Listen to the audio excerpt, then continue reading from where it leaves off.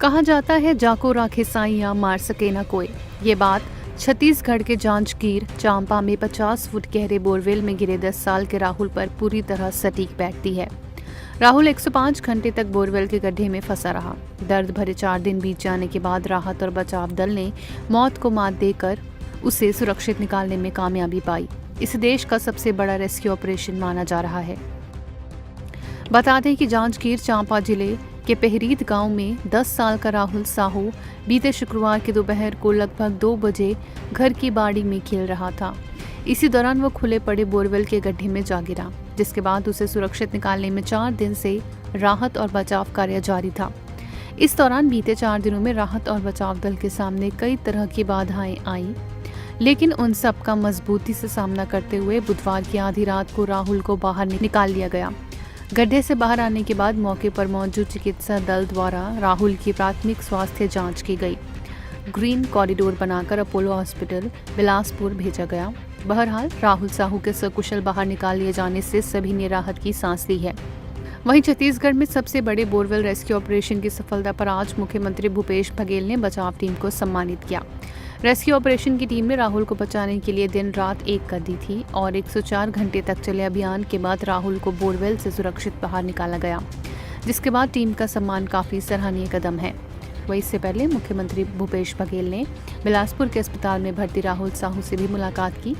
इस दौरान मुख्यमंत्री भूपेश बघेल ने डॉक्टरों से राहुल का हाल चाल जाना और राहुल के परिजनों से भी मुलाकात की।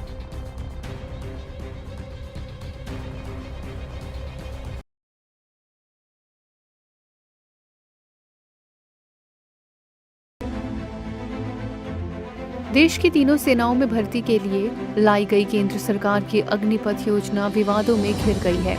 एक तरफ सरकार अपनी पीठ थपथपा रही है कि उसने बहुत शानदार योजना निकाली है, दूसरी तरफ इस योजना के खिलाफ युवा छात्र सड़कों पर उतर आए हैं।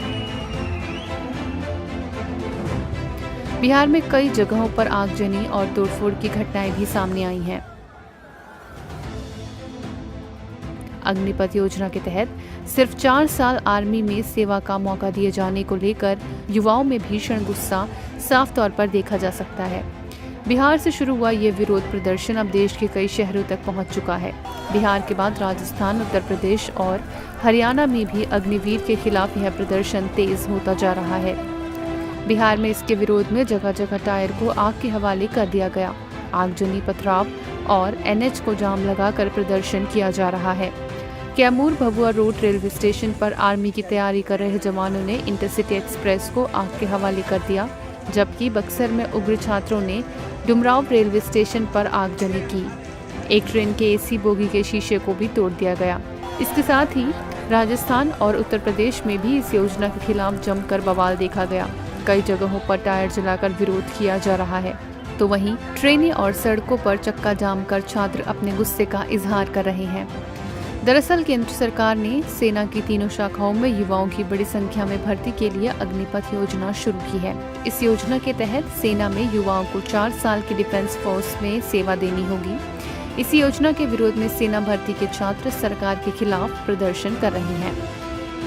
प्रदर्शन कर रहे अभ्यर्थियों ने बताया कि उनका मेडिकल निकल चुका है, अब ऐसे में 4 साल की सेवा कर दी जाती है, तो क्या हम सिर्फ 4 साल ही नौकरी करेंगे क्या? इन छात्रों ने सरकार से मांग की है कि 16 साल की सेवा बहाल की जाए। छात्रों का कहना है कि हम लोग इतनी मेहनत से तैयारी कर रहे हैं और सरकार किस नीति के तहत हम लोगों को 4 साल की नौकरी दे रही है, बाकी के समय हम लोग क्या करेंगे?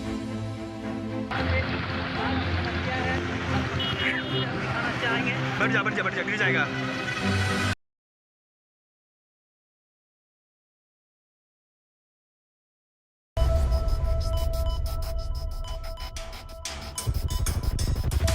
देश में एक बार फिर से कोरोना मामलों में तेजी से इजाफा देखने को मिल रहा है। पिछले कई दिनों से कोरोना मामले 8,000 से ज्यादा दर्ज किए जा रहे हैं। इस बीच कोरोना का आंकड़ा 12,000 के पार पहुंच चुका है।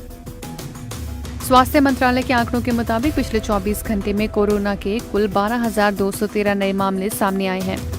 डराने वाली बात यह है कि कल के मुकाबले कोरोना में 38.4% की बढ़ोतरी हुई है, जिससे देश में कुल एक्टिव केसों की संख्या 58,000 को पार कर गई है।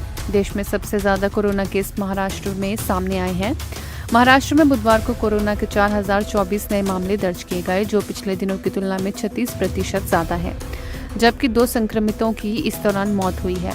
वहीं राजधानी दिल्ली में बुधवार को कोरोना के 1375 नए मामले सामने आए हैं और संक्रमण दर 7.1% पहुंच गई है। एक दिन पहले के आंकड़ों पर अगर नजर डालें तो 15 जून को देश में करीब 8000 कोरोना केस दर्ज किए गए थे। पिछले कुछ दिनों से लगातार ये आंकड़ा 8000 के करीब ही बना था, लेकिन अब कोरोना मामलों में अचानक बड़ा उछाल देखने को मिला है।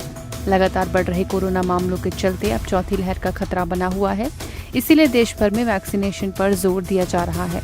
इसके साथ ही कोरोना गाइडलाइंस को और भी सख्त किया जा रहा है।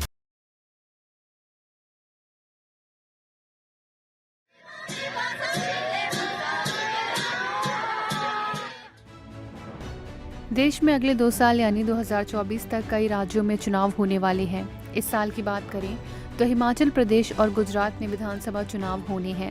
इन दोनों राज्यों में ही बीजेपी की सरकार है। ऐसे में बीजेपी को सत्ता की गद्दी बचाने के साथ साथ फिर से सत्ता पर काबिज होना है, जिसको लेकर बीजेपी के तमाम नेता और कार्यकर्ताओं ने एड़ी चोटी का जोर लगाना शुरू कर दिया है। इसी कड़ी में बीजेपी के जीत के रथ का दारोमदार अपने कंधों पर लेते हुए प्रधानमंत्री फिर एक बार हिमाचल के दौरे पर पहुंचे, जहां उन्होंने धर्मशाला में विशाल रोड शो में भाग लिया। पीएम मोदी का धर्मशाला में भव्य स्वागत किया गया, जहां फूलों की बारिश प्रधानमंत्री पर की गई। वहीं बीजेपी जिंदाबाद और नरेंद्र मोदी जिंदाबाद के नारे भी खूब लगे। पीएम के रोड शो का शुभारंभ मंत्रोच्चारण के साथ किया गया। इस रोड शो के माध्यम से पीएम मोदी पार्टी कार्यकर्ताओं में चुनावी जोश भी भर गए। पीएम मोदी करीब 1 किलोमीटर के रोड शो के दौरान लगातार हाथ हिलाते रहे और गाड़ी से फूल उठाकर कार्यकर्ताओं व समर्थकों पर बरसाते रहे। रोड शो में पीएम मोदी के साथ मुख्यमंत्री जयराम ठाकुर खुली जीप में रहे। रोड शो के दौरान जगह जगह लोगों ने प्रधानमंत्री पर पुष्पों की बारिश की। वहीं प्रधानमंत्री भी लोगों पर पुष्प बरसाते रहे और हाथ हिलाकर लोगों का अभिवादन स्वीकार करते दिखे।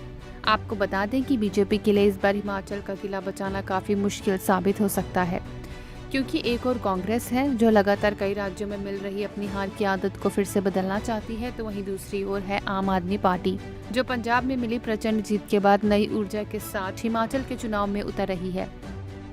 ऐसे में इस बार का हिमाचल का चुनाव त्रिकोणीय हो गया है और इस त्रिकोणीय चक्रव्यूह को तोड़ना बीजेपी के लिए बड़ी चुनौती साबित हो सकता है।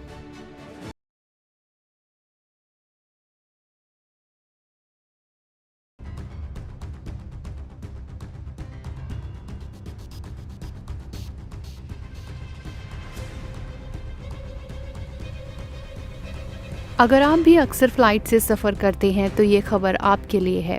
जी हाँ, इस खबर को देखकर आपको झटका लग सकता है। दरअसल एविएशन फ्यूल की लगातार बढ़ रही कीमत और रुपए के डिवैल्यूएशन से फ्लाइट का किराया अब महंगा होने वाला है। इस समय डोमेस्टिक फ्लाइट्स की कंपनियों के पास हवाई किराया बढ़ाने के अलावा कोई और विकल्प नहीं बचा है। स्पाइस जेट एयरलाइन के चेयरमैन और एमडी अजय सिंह के मुताबिक ऑपरेटिंग कॉस्ट अफोर्डेबल बनी रहे, इसके लिए विमान के किराए में कम से कम 10 से 15% का इजाफा करना जरूरी है। कोरोना महामारी की वजह से मार्च 2020 में लगाए गए 2 महीने के लॉकडाउन के बाद 25 मई 2020 को हवाई सेवाएं बहाल होने पर सरकार ने फ्लाइट ड्यूरेशन के आधार पर घरेलू हवाई किराए की कम और ज़्यादा की लिमिट निर्धारित की थी। इसके अलावा रूस और यूक्रेन के बीच इस साल 24 फरवरी को शुरू हुए युद्ध के बाद से ईंधन की कीमतें लगातार बढ़ रही हैं। इसी को लेकर सिंह ने आगे कहा कि जून 2021 के बाद से विमान ईंधन के दाम में 120% से ज़्यादा की बढ़ोतरी हो चुकी है। केंद्र और राज्य सरकारों को विमान ईंधन पर टैक्स कम करने के लिए कदम बढ़ाना चाहिए। दरअसल विमान के ईंधन की कीमतों में एक बार फिर से बढ़ोतरी की गई है। अब दिल्ली में ATF का भाव 16.3% बढ़कर 1.41 लाख रुपए प्रति किलोलीटर हो गया है। सिर्फ इसी साल ATF की कीमतें लगभग डबल हो गई हैं, जबकि पिछले 6 महीने में इसकी कीमत 91% चढ़ी है।